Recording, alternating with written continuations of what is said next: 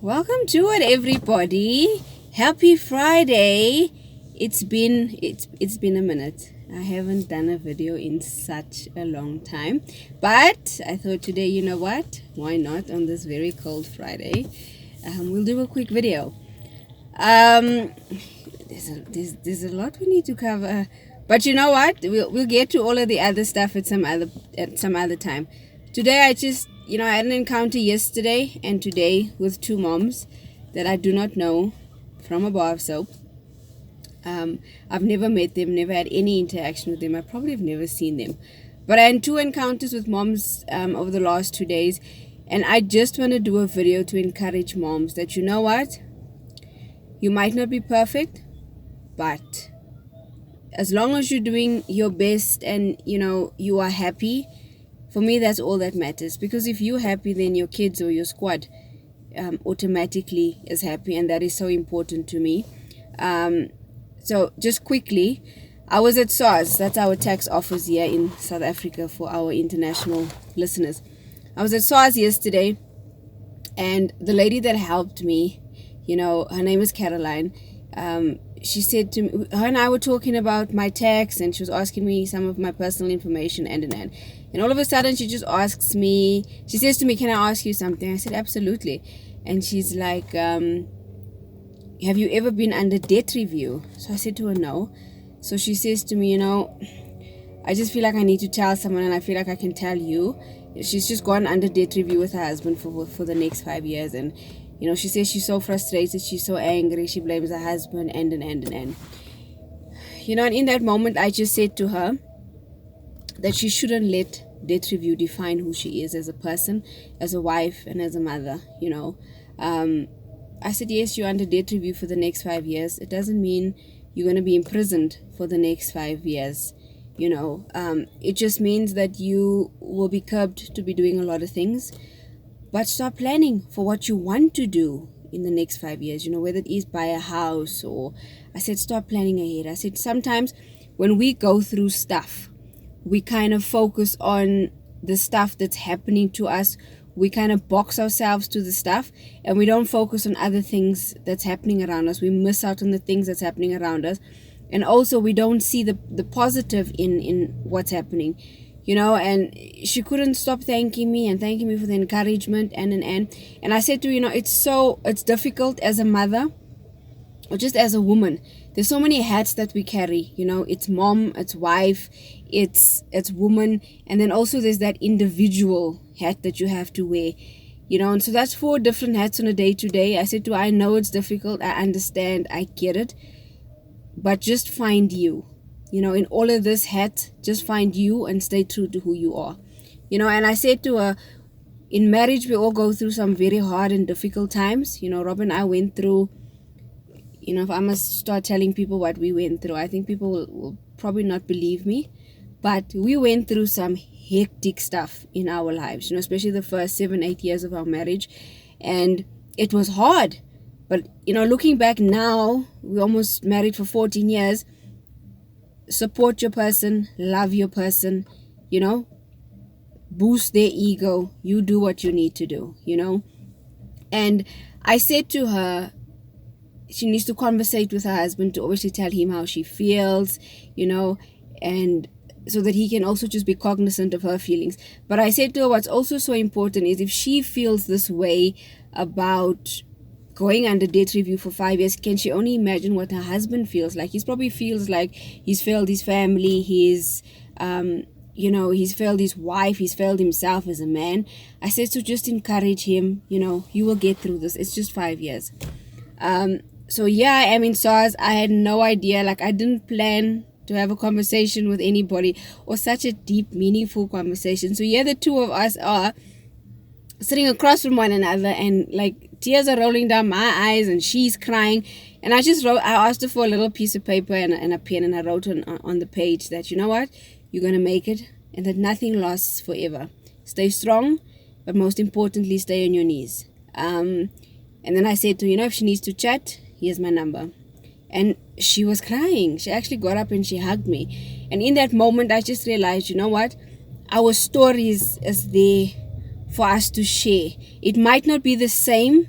I've never been under debt review, so the story itself, it might not be the same, but I can talk about struggles that Rob and I went through, where yes, you blame him because like, why did you have to do this? But in that moment, the blame game is not going to fix the problem. So as much as I've learned, I always say I'm not ashamed to share my story or my journey. So wherever I am, even if it's in SARS, I will share my journey. I will encourage you. And if we walk away with tears in our eyes, then so be it. So I said to Rob yesterday, if me going to SARS yesterday had nothing to do with my tax, and it was just for me to go there and encourage somebody, then so be it. Job done. Second mom, I've just got to the squad school for my afternoon pickup. I was doing a bit of shopping before grabbing the squad, and I had to go up the baby aisle, and when I get to the baby aisle, I see this lady. She's on the phone, but she's crying, and I don't know who she's talking to, but she's saying to this person that she wishes her son can now just get off nappies, and it's so hard, he's almost 4, and it's embarrassing, and in that moment, it took me back to our second elders. Our second eldest just refused to get off the potty, guys. The man gave us gray hair. But what I learned from that is just let him be. When he's ready, everybody is so different. Our kids are so different. Their personalities is so different. Just let him be. And I think once we just let him be, he was like, okay, actually this toilet thing is actually not so bad. And he did it on his own. But what's saying with that, with our son, one of his teachers, his potty teacher, if I can say, tortured that potty class. I was livid, when I heard, and obviously, what she was doing to these kids. Like, she would scream at them if they had an accident. So she always put fear in my son. So what he would do is when he wanted to make a number 1 and number 2, he would literally hide. So he'd find somewhere to hide, whether it's behind the door, behind a curtain, he would hide. And I could never understand the hiding, the hiding that he was doing. And then when I was told what was happening at school, it made sense to him. This teacher had put so much fear in my son when it came to the toilet or using the toilet, that the man was petrified when it was time to actually use it. So again, as parents, we just think that this man doesn't want to go to the toilet, he's embarrassing me, and it's not the case. There might be outside factors that's contributing to your child not being potty trained by a certain age, and maybe it's just them being super chilled about it, and like, when I'm ready, I'll be ready type of thing, So, when she was done on the phone, she was wiping her eyes, and she said she's so sorry for crying, she's just having a hard time. And I said to what, no? Because you're a mother, you don't have to apologize for crying.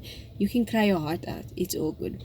So I hugged her and I told her a little story, the story about my son and what happened. And she said her son does the same thing. He goes and he finds a spot to hide. And I said, it might be a mental thing with him, that someone has now put fear in him, that when he does this, he becomes scared. So now when he needs to, he kind of hides away. And she was so shocked by what I was saying to her.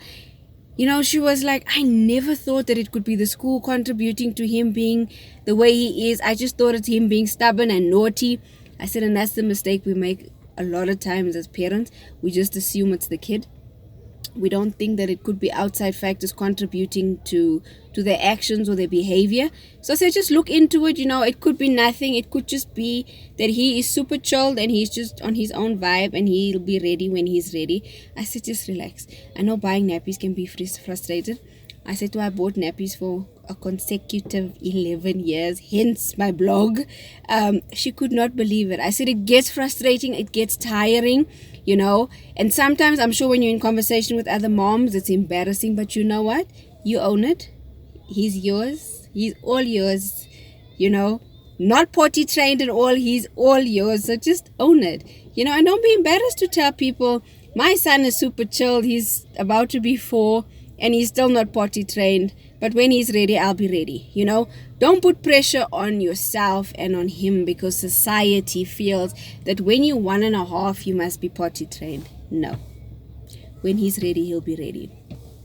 So I just want to encourage every mother out there that's going through stuff, or that, that's maybe having a hard time with certain things. You know what? Hang in there. I am testament to the fact that nothing lasts forever. There was a time where I never thought my nappy buying would come to an end, but it did. I never thought my son would get onto the toilet, but he did. So nothing lasts forever. Just hang in there, be good to yourself, be good to your person, be good to your children. At the end of the day, as long as we're doing our best and we are happy, I'm not out here in these streets trying to be a perfect mother to my squad. I just want to be happy, because if I'm happy, my squad is happy. And I think that also goes with, if my squad is happy, then I am definitely happy. So to every mother out there, can we not be so hard on ourselves? Can we not let society dictate to us how, when things should be done? Kids are kids. I have four with four very different personalities that do things at their own time, at their own pace, and we just need to let our kids be. That is me. 11 years of nappies, guys. It's been a minute. So to all the moms, I've got much love for you, much respect for you. Doing this is not easy. So I salute you for what you're doing. Just do you. Have a beautiful Friday, everybody. God bless, and take it easy.